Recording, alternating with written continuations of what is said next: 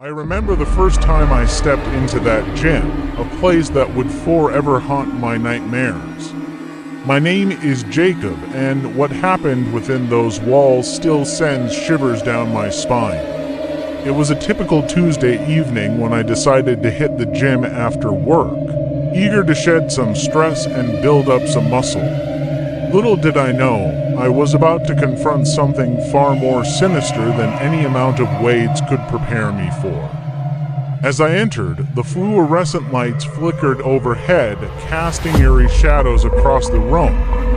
The air was heavy with the scent of sweat and metal. I ignored the slight unease creeping up my spine, chalking it up to the unfamiliar atmosphere. I began my routine, focusing on the rhythmic clinking of weights and the sound of my own labored breaths. But as the minutes passed, I couldn't shake the feeling of being watched. It was subtle at first, just a prickling sensation at the back of my neck, but soon, it grew into a full-blown paranoia that had me glancing over my shoulder every few seconds. Then I noticed him, a figure lurking in the shadows, obscured by the rows of exercise machines. He was tall and gaunt, his features hidden beneath a hooded cloak.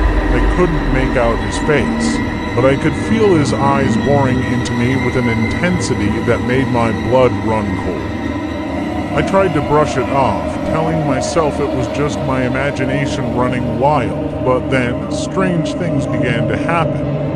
Weights would inexplicably shift when I wasn't looking, as if moved by some unseen force. The temperature dropped suddenly, sending a chill down my spine even in the midst of my exertion.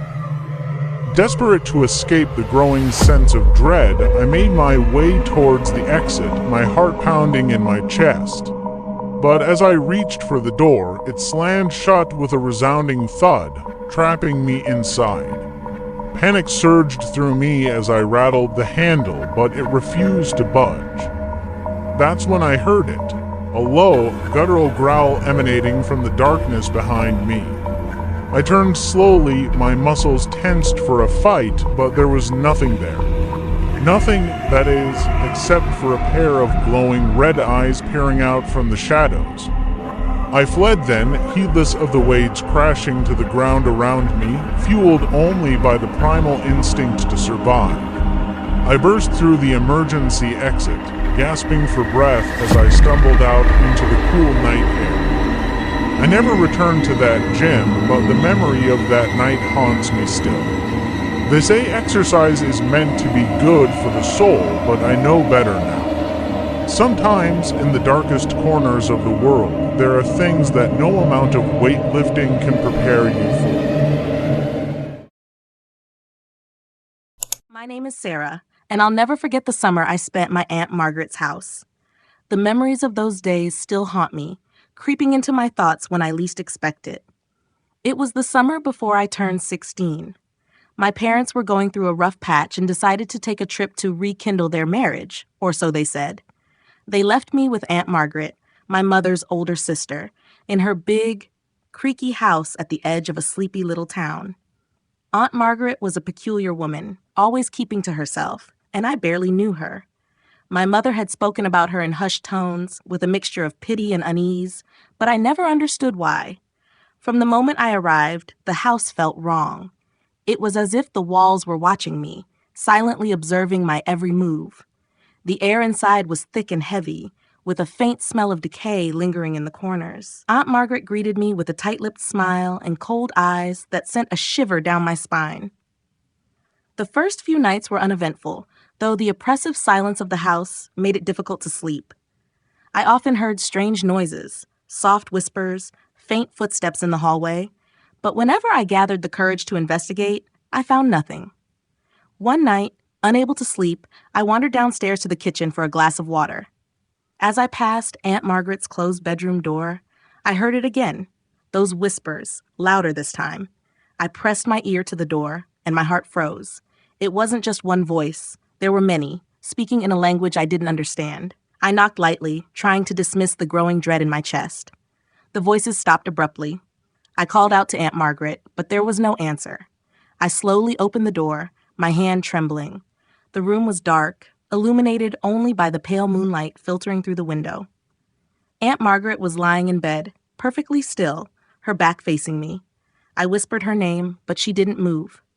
A sense of unease gnawed at me as I stepped closer. The air around her bed was freezing, and I could see my breath fog in the air. I reached out to touch her shoulder, but as soon as my fingers brushed her skin, she bolted upright, her eyes wide open and staring straight ahead. I stumbled back, my heart pounding in my chest. Aunt Margaret didn't look at me. She seemed to be in a trance, her eyes glassy and unblinking. Her lips moved as she muttered something under her breath, too low for me to hear. I wanted to run, but I was rooted to the spot by a fear so intense it felt like a vice around my heart. Suddenly, Aunt Margaret turned her head towards me, her movements jerky and unnatural. Her eyes locked onto mine, and a twisted smile spread across her face. "You shouldn't be here, Sarah," she whispered in a voice that wasn't her own. It was deep and raspy, as if something else was speaking through her. I bolted out of the room, slamming the door behind me, and raced back to my own bedroom. I locked the door and sat on the bed, my entire body shaking. I didn't sleep for the rest of the night, too terrified to close my eyes. The next morning, Aunt Margaret was back to her old self, acting as if nothing had happened. I tried to bring it up, but she just smiled and told me I must have been dreaming. But I knew better. Something was wrong with her, something deeply, horribly wrong. As the days passed, the strange occurrences intensified. I would catch glimpses of shadows moving in the corners of my vision, hear voices calling my name from empty rooms. Aunt Margaret grew more distant, often disappearing into the basement for hours. She forbade me from going down there, claiming it was her private space.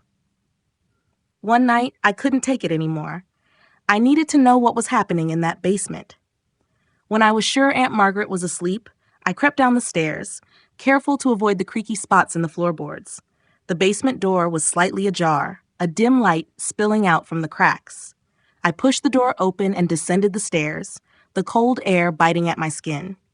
The basement was cluttered with old furniture and dusty boxes, but in the center of the room, there was something else. An altar of sorts, covered in strange symbols and surrounded by candles, their flames flickering in the darkness. And there, in front of the altar, was Aunt Margaret, kneeling with her back to me, chanting in that same guttural voice I'd heard that first night. Her hands were stained with something dark, and as she turned to face me, I saw the madness in her eyes. "You shouldn't have come here, Sarah," she hissed, her voice twisting with malice. "Now it's too late." Before I could react, the shadows in the room seemed to come alive, swirling around her like a dark, malevolent force.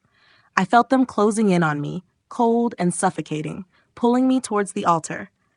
Aunt Margaret began to laugh, a sound so chilling it echoed in my bones. I don't remember how I got out of that basement. The next thing I knew, I was running down the street, the house disappearing behind me in the mist. I didn't stop until I reached the nearest neighbor's house, pounding on the door, screaming for help. When the police arrived, they found the basement empty, the altar gone. Aunt Margaret was sitting calmly in her living room, denying everything, her eyes devoid of any emotion. They didn't believe me, of course, chalking it up to a frightened teenager's overactive imagination. But I know what I saw. I know what she is.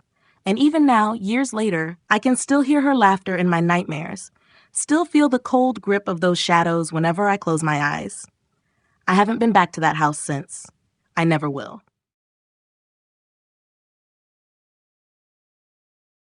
My name is Michael, and I'll never forget the night I decided to take the long way home. It was a late autumn evening, and I had stayed at work much later than usual. The office was nearly empty when I finally left, and the cold air outside bit at my face as I walked to my car. The streets were quiet, the only sounds being the rustling of leaves and the distant hum of traffic. I usually took the main road home, but that night I felt an inexplicable urge to take a different route, a winding, narrow road that cut through a thick, dark forest. I'd driven it once before during the day, and I remembered it being a peaceful, scenic drive.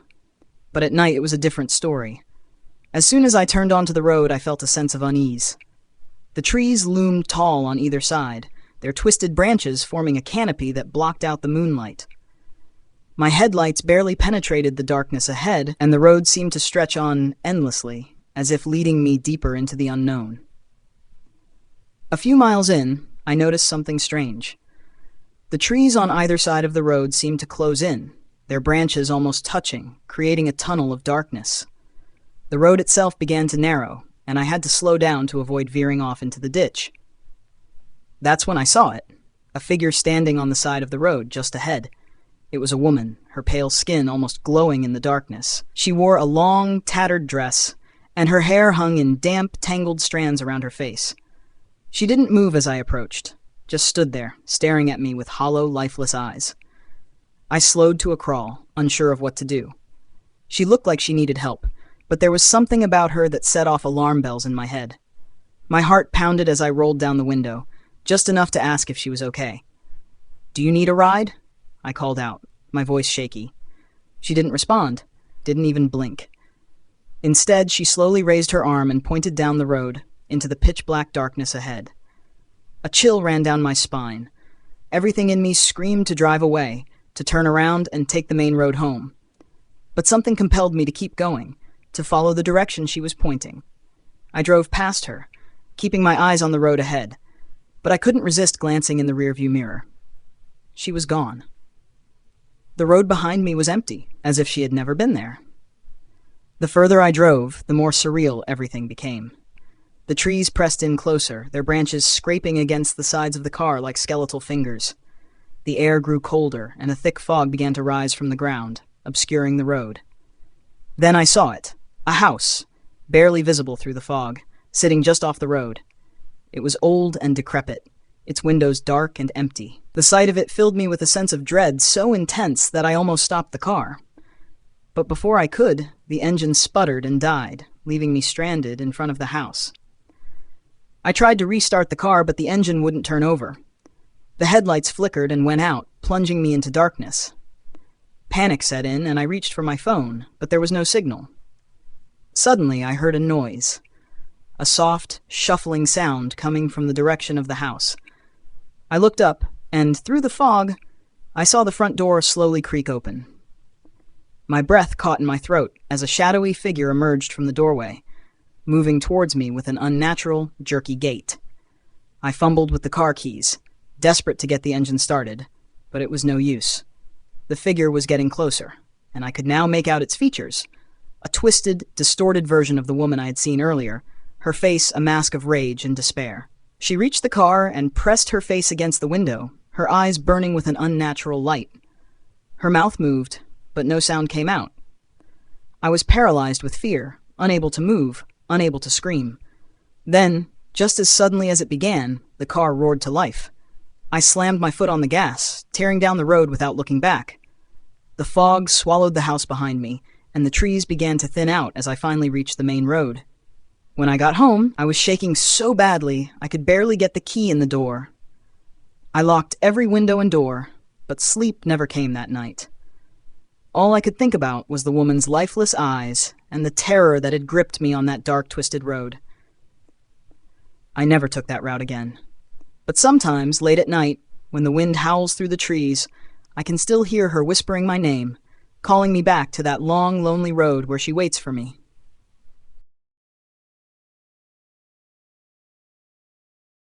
My name is Jake, and I'll never forget the night when my friends and I decided to take a different route home from a party.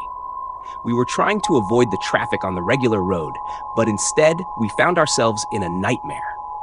It was around midnight when we left the party. My best friend Tom and I were on our bikes, and our friend Lisa was riding with Tom. The night was cool, and the sky was clear. We were in high spirits, laughing and joking as we rode through the empty streets.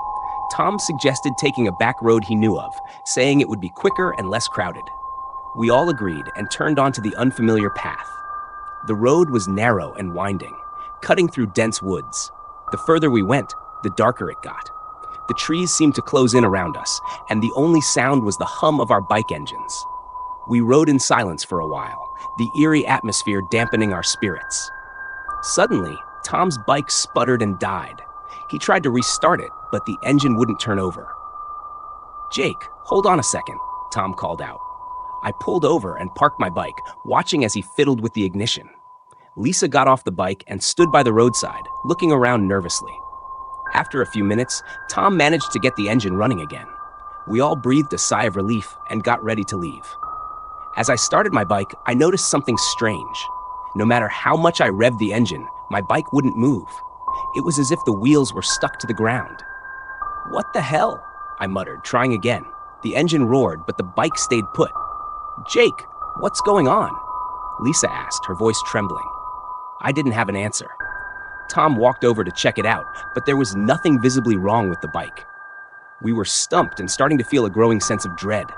Suddenly, I heard a crunching sound. I looked down and saw my bike's number plate crumpling up like it was made of paper. It was being crushed by some invisible force. "Guys, we need to get out of here now," I shouted, panic rising in my chest. Tom and Lisa got back on their bike, and I kept trying to get mine to move. Finally, with a jerk, it lurched forward, and I sped off behind them. We didn't stop or look back until we were far away from that cursed road. When we finally reached a well-lit, busy street, we pulled over to catch our breath. My heart was pounding, and I was drenched in sweat. Tom, Lisa, and I exchanged worried glances. None of us could explain what had just happened, but we all knew one thing for sure: we would never take that route again. To this day, I can still hear the sound of my number plate being crushed.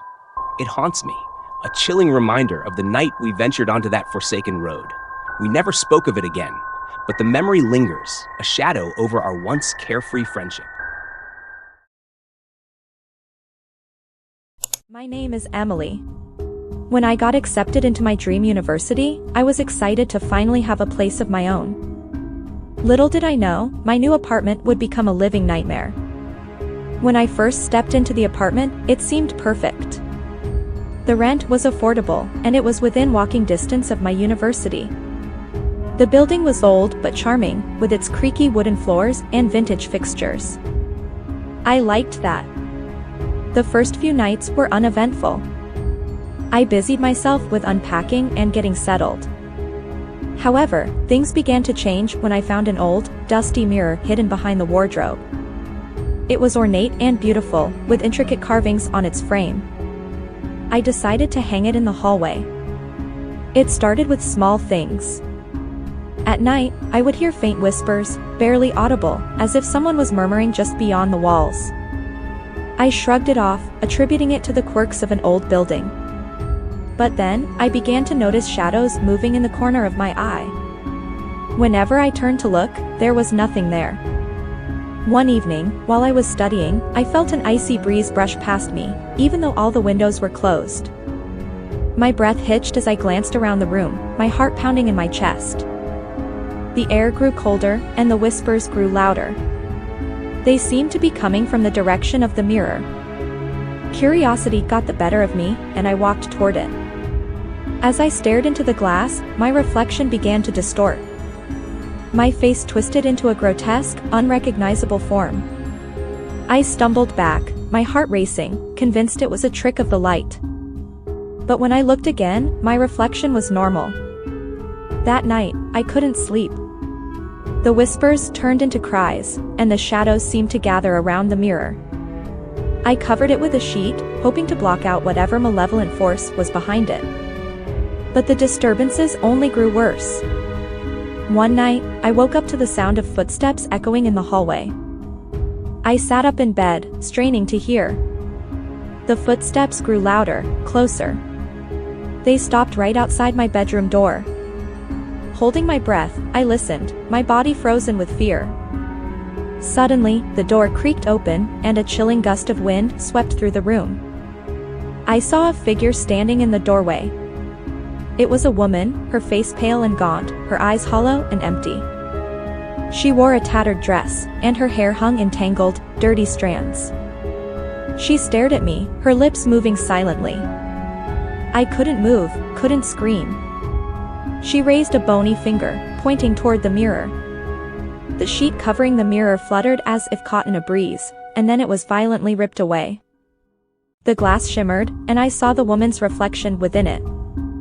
She stepped into the room, her movements slow and deliberate. I finally found my voice and screamed, but no sound came out. She reached for me, her fingers cold and clammy against my skin. I woke up the next morning in my bed, drenched in sweat. It had to be a nightmare, I told myself. But the mirror was uncovered, and the room still felt unnaturally cold. I decided I couldn't stay there any longer. I packed my things and left the apartment that same day. I later found out from a neighbor that the previous tenant had disappeared under mysterious circumstances. No one knew what happened to her, but some believed she had been driven mad by the apartment's haunting presence. To this day, I can't shake the feeling that the mirror still holds a part of her, waiting for its next victim. And every now and then, when I'm alone, I hear those faint whispers, a chilling reminder of the terror I escaped. My name is Mark. As an avid hiker and nature enthusiast, I often seek out remote locations to explore. One particular trip to a hilly region left me with an experience I'll never forget. The journey began on a crisp autumn morning. I had heard rumors of an old, forgotten road deep in the hills, known as Black Hollow Road. Locals whispered about its haunted history, but I brushed it off as superstition. Armed with my backpack and a sense of adventure, I set off to find it. The drive to the hills was uneventful. The road twisted and turned through dense forests, the vibrant fall colors painting a beautiful landscape. After a few hours, I arrived at a weathered signpost that read Black Hollow Road. It was barely legible, covered in moss and vines. The road itself was a narrow, winding path that disappeared into the dense forest. I parked my car at the entrance and began my hike. The path was overgrown and rugged, the trees towering above like silent sentinels. The air was thick with the scent of pine and earth, and the only sound was the crunch of leaves under my boots. As I ventured deeper, an eerie silence settled over the forest. No birdsong, no rustling leaves, just an oppressive, unsettling stillness. After an hour of walking, I came across an old, rusted car abandoned by the side of the road. Its windows were shattered, and the interior was overgrown with moss and weeds. It looked like it had been there for decades. A chill ran down my spine as I realized how isolated I was. Continuing on, I noticed the forest growing darker, the trees seeming to close in around me. A thick fog began to roll in, obscuring my path. The atmosphere grew heavy, and I felt an overwhelming sense of dread. I kept walking, my heart pounding in my chest, when I heard it, a faint, distant wailing sound. It was barely audible, but it sent a shiver through me. I quickened my pace, hoping to find an end to this forsaken road. The wailing grew louder, more distinct. It sounded like someone in pain, their cries echoing through the fog. Panic set in, and I broke into a run. The road seemed endless, twisting and turning with no clear direction. Suddenly, I stumbled upon an old, dilapidated house. It was barely standing, its walls crumbling and roof caved in. The wailing was deafening now, emanating from within the house. Against my better judgment, I approached the front door, which hung loosely on its hinges. As I stepped inside, the temperature plummeted. My breath came out in visible puffs, and I could see my surroundings clearly despite the fog outside. The interior was in shambles, furniture overturned and debris scattered everywhere. The wailing seemed to come from the basement, a dark stairway leading down into the depths of the house. I hesitated, every instinct telling me to turn back, but something compelled me to continue. I descended the stairs, the wooden steps creaking under my weight. The wailing grew louder, more agonizing. At the bottom, I found a small, dimly lit room. In the center was an old rocking chair, and in it sat a woman. Her appearance was ghastly, her skin pale and translucent, her eyes hollow and filled with sorrow. She rocked back and forth, her mouth open in a silent scream. The wailing was all around me, but her lips did not move. I was paralyzed with fear, unable to look away from her haunting gaze. Suddenly, the wailing stopped. The silence was deafening. The woman's eyes locked onto mine, and she whispered, "Leave this place." Her voice was barely audible, but it echoed in my mind.